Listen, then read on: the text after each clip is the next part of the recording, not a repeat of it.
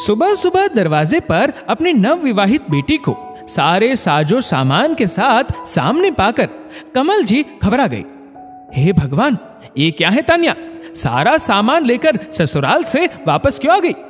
2 महीने भी नहीं हुए शादी को, ऐसी क्या बात हो गई? तभी पीछे से तान्या की माँ उषा जी चिल्लाते हुए आई, हाय, मेरी बेटी को क्या हुआ? तू ठीक तो है ना? क्या किया तेरे ससुराल वालों ने तेरे साथ? देखो तो मेरी बेटी कैसे सूख कर कांटा हो गई है, खाने को भी नहीं देते होंगे ढंग से। और तान्या को कमल प्रसाद जी से दूर करके अपने साथ कमरे में ले गई। कमल प्रसाद जी ने सारा माजरा समझने के लिए अपने दामाद रोशन को फोन लगाया। पापा जी, अब क्या बोलूं, तान्या को घर के हर शख्स से दिक्कत है। वह केवल अपनी ही चलाना चाहती है। कोई उसे थोड़ा सा भी टोक दे तो उसका पारा 7वें आसमान पर चढ़ जाता है। मैंने कई बार उसे प्यार से समझाने की कोशिश करी, लेकिन पता नहीं, अगले ही दिन मम्मी जी से बात करके अपने पुराने स्वरूप में ही वापस आ जाती है। मम्मी जी उसे अपनी नई जिंदगी में ढलने ही नहीं दे रही है।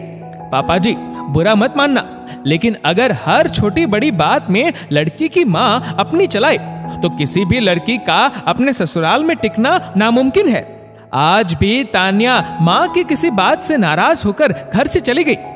पापा जी, घर में 4 लोग रहेंगे तो बात तो होगी। छोटी छोटी बातों पर रूठ कर मम्मी को फोन लगाना और आए दिन घर में नए नए नाटक प्रस्तुत करना, ये कहाँ की समझदारी है? मुझे तान्या से कोई शिकायत नहीं है, क्योंकि उसमें तो अभी बचपना है। मैं उसे अपने प्यार से समझा सकता हूँ, लेकिन मम्मी जी, अगर वह दखल अंदाजी बंद करे तो ही जीवन पटरी पर आ पाएगा, नहीं तो मुझे तान्या से तलाक लेना पड़ेगा। तलाक की बात सुनते ही कमल जी के कदम लड़खड़ाने लगे और उनकी तबीयत खराब हो गई। अपने पति की ऐसी हालत देखकर उषा जी के पैरों के नीचे से जमीन ही खिसक गई। कमल जी को तुरंत अस्पताल में भर्ती कराया गया। भगवान का शुक्र था कि वह बच गए, लेकिन उनके निचले हिस्से को लकवा आ गया। उषा जी की जिंदगी में तो मानो गमों का पहाड़ टूट पड़ा हो। कुछ देर बाद कमल प्रसाद जी बोलने की स्थिति में आए तो उषा जी से बोले, देखो, तुम्हारे बोए बीज से आज क्या फसल उगी है। दामाद जी तान्या को तलाक देने को कह रहे।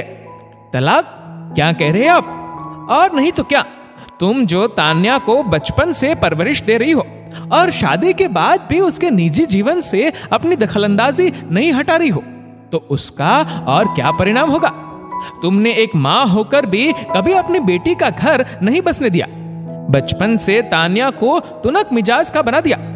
शादी के बाद भी उसकी जिंदगी में इतना दखल कहां तक अच्छा है?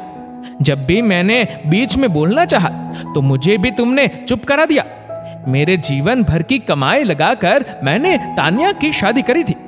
तुम भी जानती हो कितना पैसा बचा है अब हमारे पास में।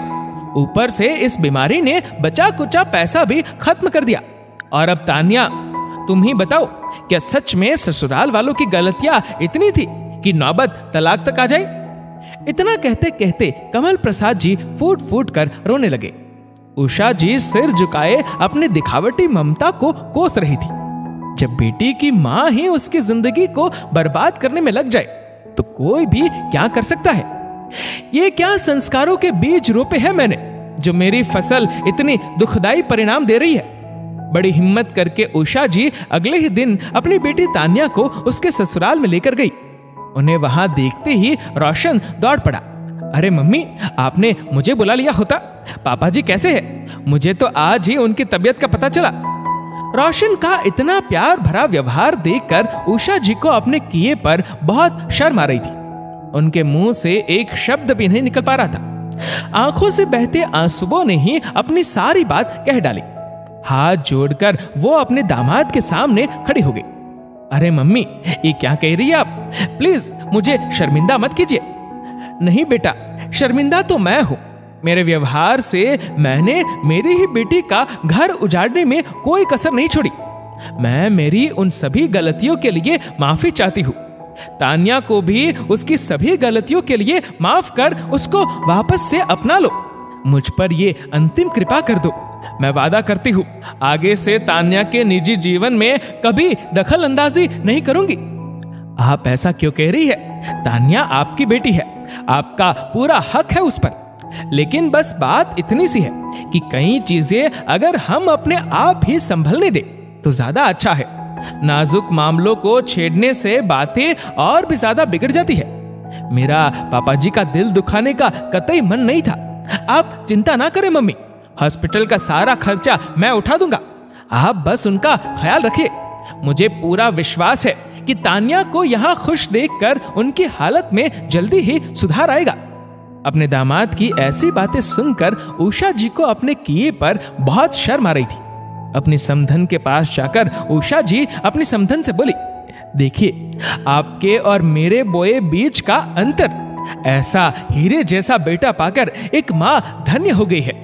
और मैं बहुत खुशनसीब हूं कि तान्या को भी इस घर में आकर अपना जीवन बसर करने का मौका मिल रहा है।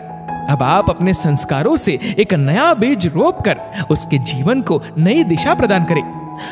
आप बिल्कुल चिंता ना करें, कहकर दोनों समधन आपस में गले लग गए। दोनों परिवारों की गलतफहमियां अब खत्म हो चुकी थी। दोस्तों, शादी के बाद पीहर वालों की दखलंदाजी बेटी का घर बसने में बहुत बड़ी अड़चन पैदा करती है।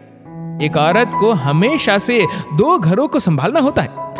ऐसे में उसके व्यवहार में परिपक्वता का होना बहुत आवश्यक है और यह परिपक्वता के बीज माओं के हाथ में ही रोपने का दायित्व होता है।